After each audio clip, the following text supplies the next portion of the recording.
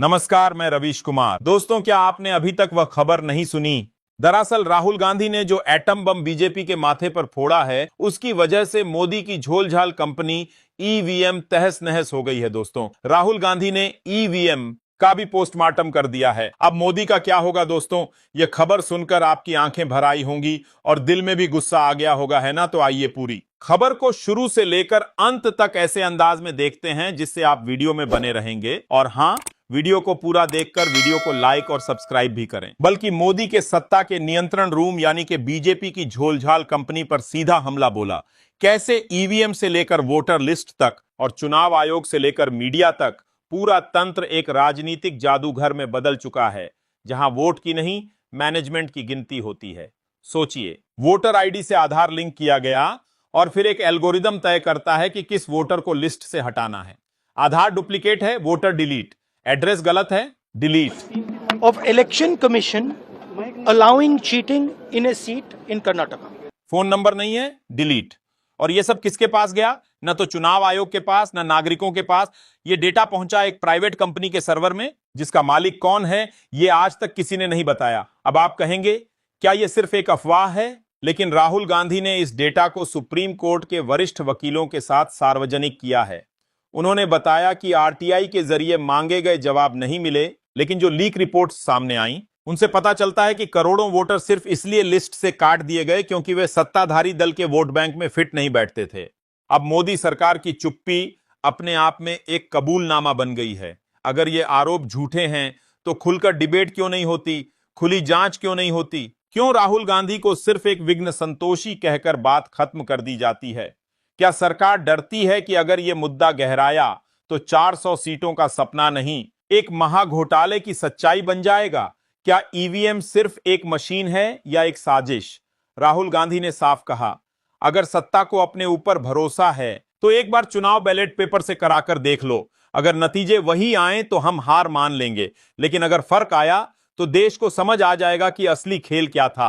अब बात करते हैं ईवीएम में पीछे के खेल की संभावनाओं की। राहुल गांधी ने कहा कि उन्हें ईसीएल के पूर्व इंजीनियरों ने गुप्त रूप से जानकारी दी है कि मशीन के माइक्रो कंट्रोलर में एक कंडीशनल स्क्रिप्टिंग मौजूद होती है, जो कुछ विशेष कोड के जरिए वोट काउंटिंग को टेम्पर कर सकती है। उन्होंने यह भी आरोप लगाया कि यह कोड हर चुनाव में एक्टिवेट नहीं किया जाता, बल्कि सिर्फ उन क्षेत्रों में जहां बीजेपी की हार तय मानी जाती है।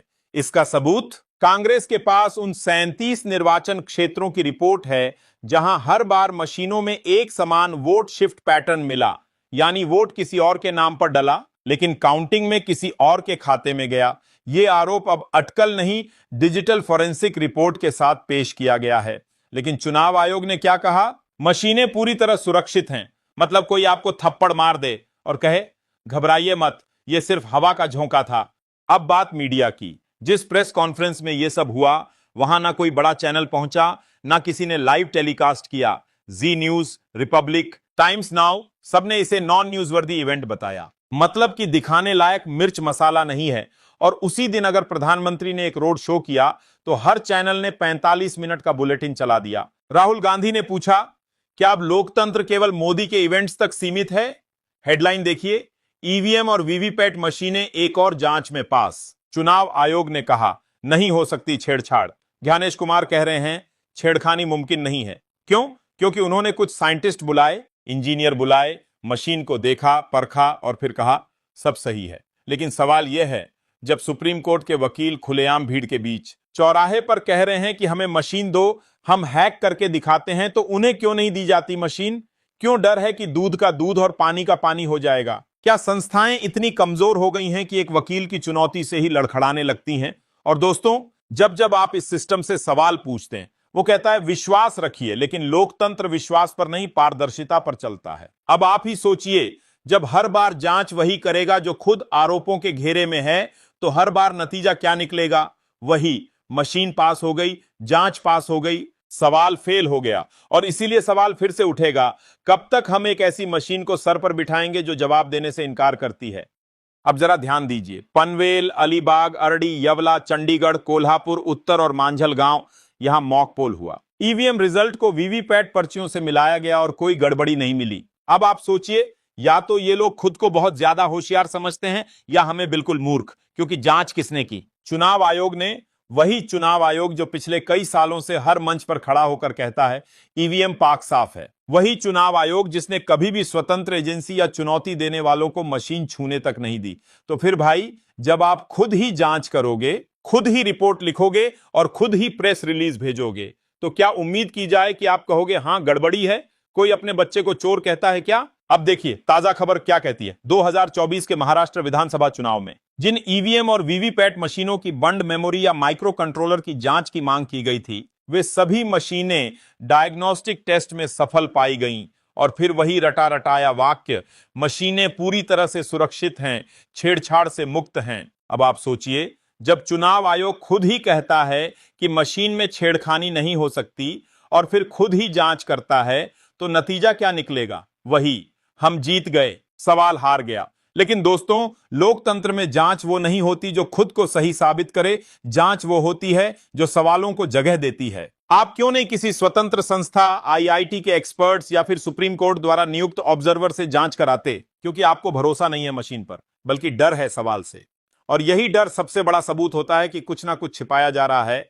अब सवाल उठता है, क्या यह सब सिर्फ विपक्ष की हताशा है या फिर वाकई कुछ ऐसा है जो हमें नहीं बताया जा रहा? कांग्रेस ने एक और रिपोर्ट पेश की जिसमें दिखाया गया कि 2019 से 2024 के बीच भारत के 250 जिलों में 1.5 करोड़ नए वोटर जोड़े गए, जिनमें से 80% का झुकाव सिर्फ एक ही पार्टी की ओर रिकॉर्ड हुआ। यह आंकड़ा कोई एग्जिट पोल नहीं, यह सरकारी वोटर डेटा से निकाला गया है। और जब इसकी जांच की मांग की गई, चुनाव आयोग ने फिर वही रटा रटाया जवाब दिया, सभी आरोप निराधार हैं। लेकिन अब राहुल गांधी सिर्फ रिपोर्ट नहीं पेश कर रहे, वो अब जनता से सीधा संवाद कर रहे हैं।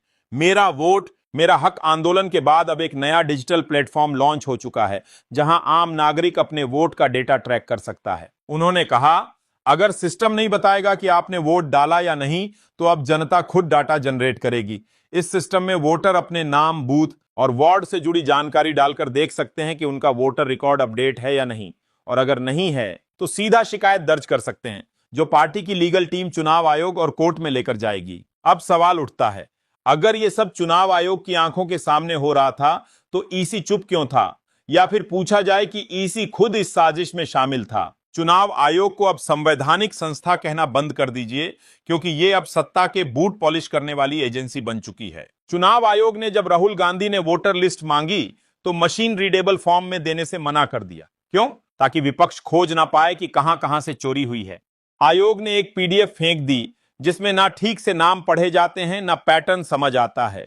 राहुल बोले, अगर सब कुछ ठीक है तो डर किस बात का है, क्यों छिपाया जा रहा है? चुनाव आयोग ने जवाब दिया, अगर आपको कोई फर्जी वोटर दिखता है तो नाम, पता और हलफनामा लाओ। जरा सोचिए, ये वही आयोग है जो बीजेपी के मंत्री की शिकायत पर आधे घंटे में बंगाल में फोर्स भेज देता है, लेकिन जब जनता पूछे तब कहता है, आप कोर्ट जाइए, अब आप पर है, आप क्या चुनते हैं, मौन या सवाल? क्योंकि लोकतंत्र सिर्फ वोट देने से नहीं चलता, लोकतंत्र चलता है सवाल पूछने से। इसलिए अगली बार जब कोई कहे कि मशीनें पास हो गईं, तो जरा एक लाइन पूछिएगा, इम्तिहान लिया किसने था? क्या वो लोग थे जो खुद कटघरे में हैं? क्या वे संस्थाएं थीं जिनकी निष्पक्षता पर पहले ही उंगलियां उठ चुकी हैं? क्या वो प्रक्रिया सार्वजनिक थी? क्या उस जांच में आपने हिस्सा लिया? अगर इन सब का जवाब ना है, तो फिर इस जांच का क्या मतलब है? लोकतंत्र में देरी भी अपराध है। और 8 महीने बाद की गई यह जांच एक मृत सवाल पर रखी गई पुष्पांजलि है। अब वक्त है सवालों को जिंदा करने का, वक्त है मशीन से नहीं, सिस्टम से जवाब मांगने का। याद रखिए, एक बटन से सरकार बदल सकती है, लेकिन एक सवाल से व्यवस्था। और जब सवाल उठना बंद हो जाए, तो समझ लीजिए कि लोकतंत्र नहीं रहा, बस उसकी लाश बची है।